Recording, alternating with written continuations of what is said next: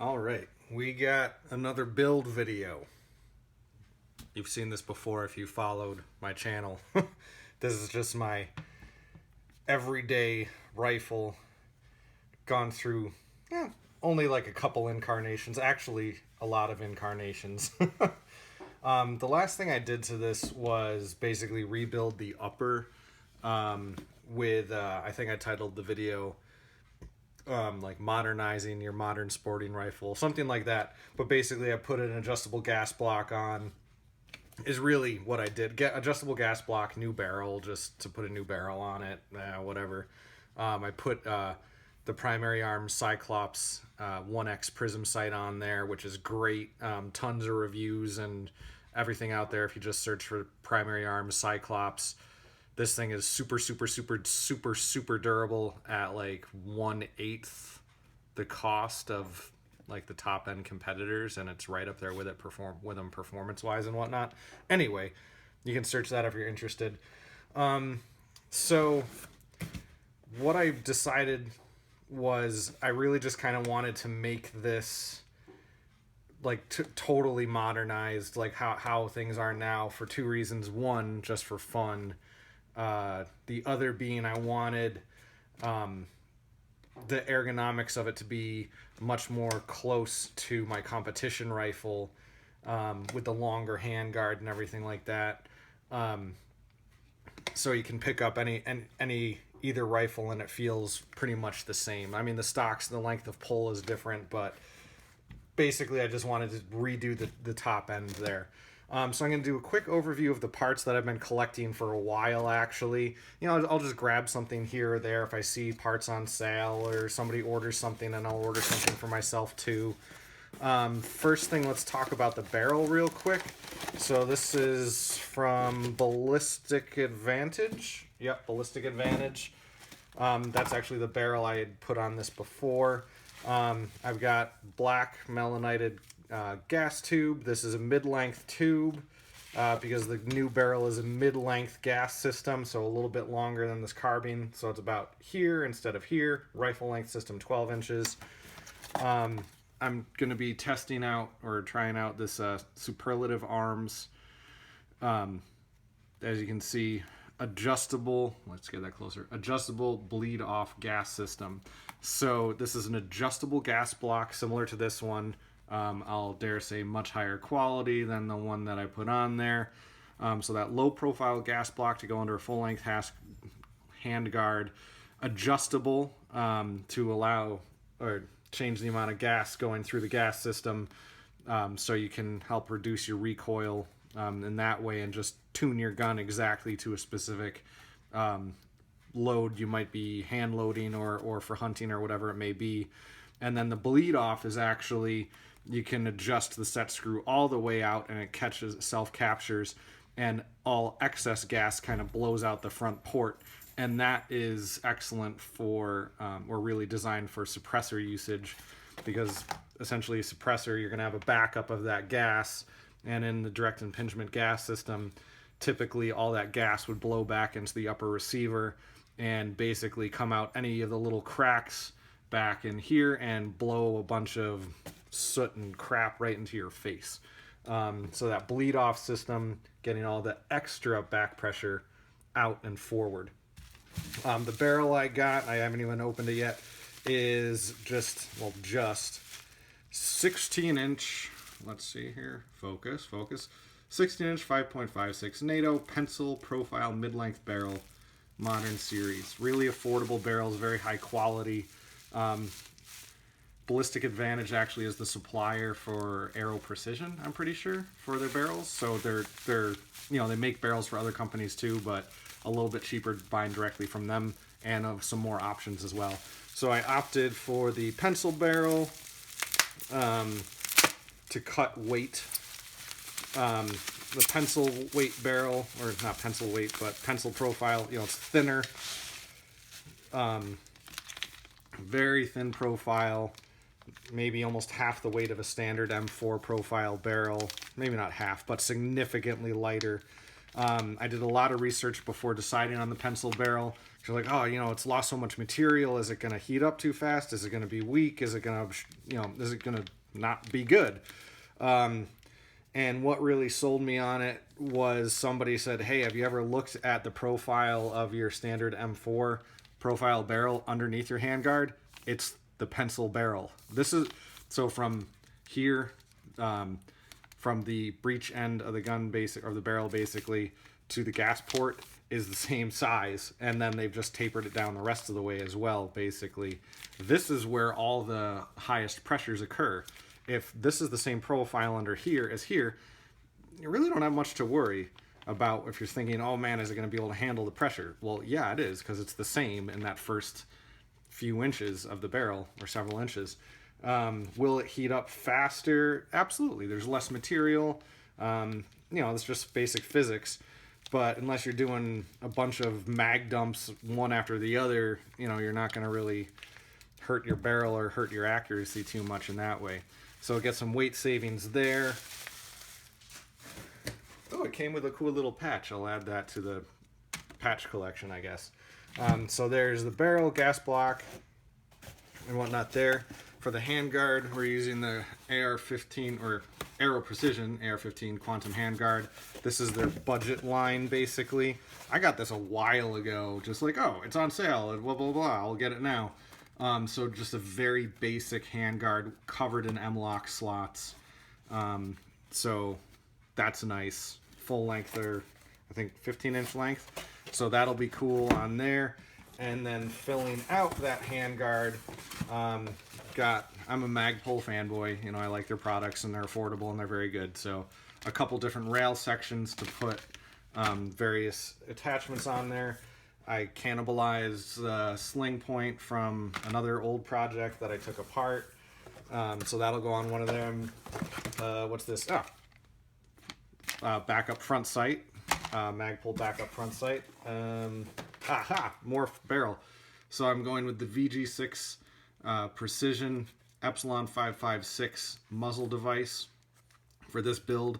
I like it because it's kind of a hybrid competition tactical-ish muzzle device. It's got those two huge ports you can see for reducing recoil, and also the flash hiding on the front. It just looks cool. A little more expensive, but still doesn't break the bank, so that's cool. What else is in this box? Oh yeah, hand stop kit for the rails, and some M-lock rail covers for the grip area there. And then what else is in here? And then I got the Streamlight ProTac Rail Mount 1 light, why I decided on this. It's got up to 350 lumens. That's very bright, and it can run off of AA battery or the lithium. Which one is this? CR1238. Yeah, the 238. It can run on either one of those. So obviously you'll have longer, better power with this battery, but you can just use normal batteries in it. So that's awesome, and it's also very affordable. Streamlight, very affordable compared to Surefire, which I do have Surefire lights too. But this was like half the price of the equivalent light in the Surefire line. So I'm going to put all this stuff away while we're doing building. I'm not going to do this in real time. That would be a long, boring video. We're already at almost 10 minutes. So I'm just going to set the camera up for some stop motion, or not stop motion, time lapse, put some music on, and then we'll look at it when we're done. All right, here we go.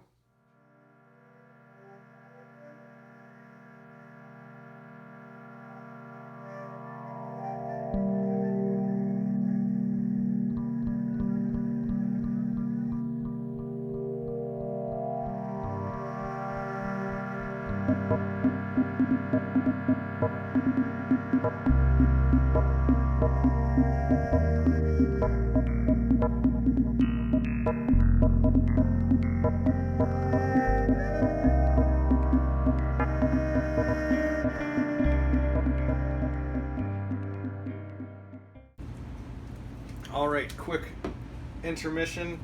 Got everything stripped down to the assembled upper receiver. I cleaned it thoroughly. I like to clean, like if I'm cleaning something thoroughly now, I hose it down with just isopropyl alcohol. Just, you know, what you can buy at the drugstore. That really does a good job of getting rid of lube, everything like that. Heat it, and then I hit it with a heat gun, dry everything up, and then I hit this up with Ballistol. Now I've switched over to using Ballistol. Boop, there it is. For pretty much all my stuff. I used to be a Frog Lube diehard, and I'm really not anymore. I'll probably make a video about why later. But then next thing real quick, so when we're greasing our threads and barrel extension, when we're assembling that, there's a mil spec, etc, etc, etc, but something like this, Lucas Oil Products Red and Tacky Grease. This is basically right here, fortified with anti-seize for maximum surface protection. That's what you're really looking for. High heat performance, everything like that. Read a lot about it online. You know, people saying, "Oh, you got to use the mil spec. Got to use the mil spec." It's like, well, why? Because mil spec is the lowest bidder. You know, on one of the forums, the guy who actually, I decided, all right, I'm going to use this, and multiple reasons why. He goes, remember, mil spec products are the lowest bidder. And second, he was also a military armorer, and he was like, I've disassembled uppers and stuff that have had no grease, mil-spec grease, wheel bearing grease, hell, even spit, and they, you know, it's gonna be fine in the long run unless you really, really, really abuse your gun. Basically, the other reason you use a product like this, Lucas Oil Products, is a supporter of 2A, well, Second Amendment firearms. They have their own firearms line. So wherever you can use a product that they make, I say go for it, you know, in your home use, automotive use, everything like that. So we'll get back to the build now.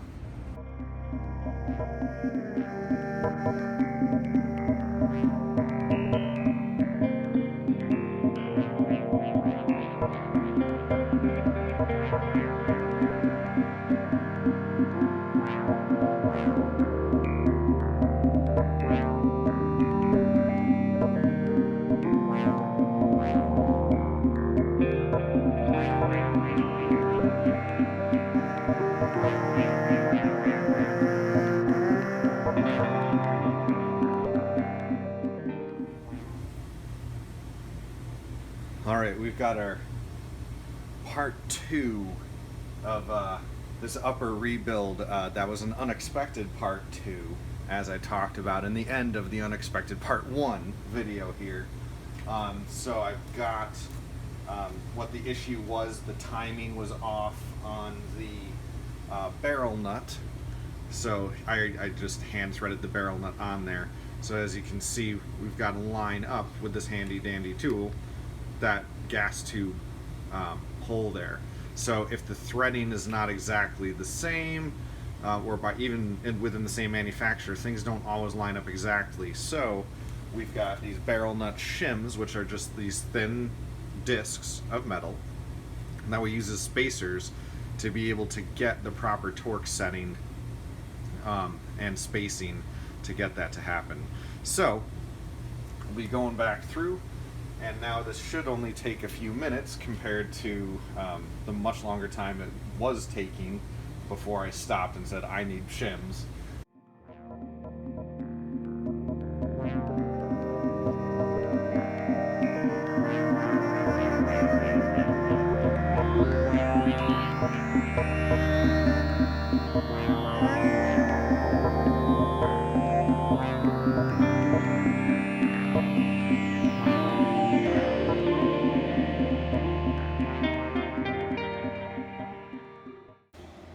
Alright, so everything's lined up the way it should be. Got the gas tube alignment tool, so you can go yay, it's in there. Threw on the Aero Precision Quantum handguard, 15-inch length on there, just to make sure everything's lined up. I already put the sight on there, mounted it on there the other day when things weren't going right. I had to do something that made me feel accomplished, so easily just mounting that on there already. So next, what we actually have to do, now that we see everything is aligned and fits correctly, is install the we've got we've got to install our gas block and gas tube. That's kind of the key to how this thing will work. So we'll be doing that, and that is honestly my least favorite part of building an AR because of the small pin that we have to get in there, but we'll get it done. All right.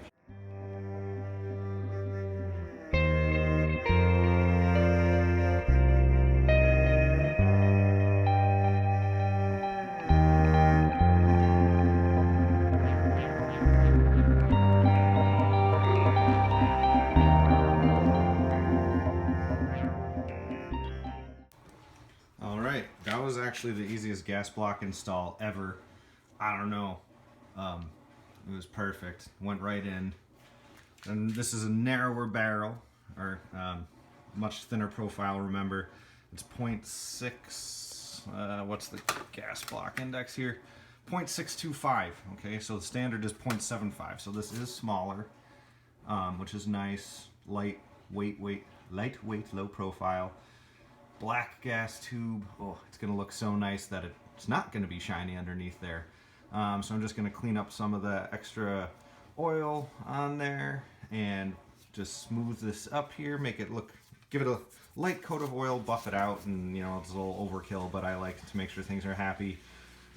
So yeah, this is all installed. This is all tunable with the long Allen wrench that came with it so you can go underneath your handguard and adjust it. That'll be a different video. So here we'll finalize putting things together, putting the handguard on, putting the muzzle device on, and checking it out. So here we go.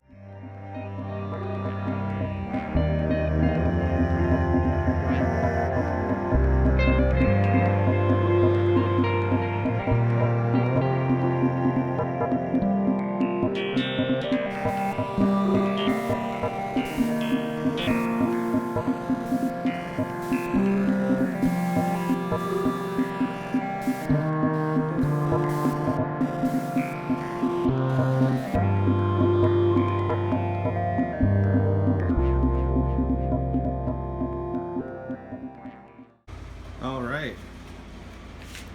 got everything installed. That again, that's the VG6 Epsilon muzzle brake combo flash hider. Looks really badass on there in my opinion.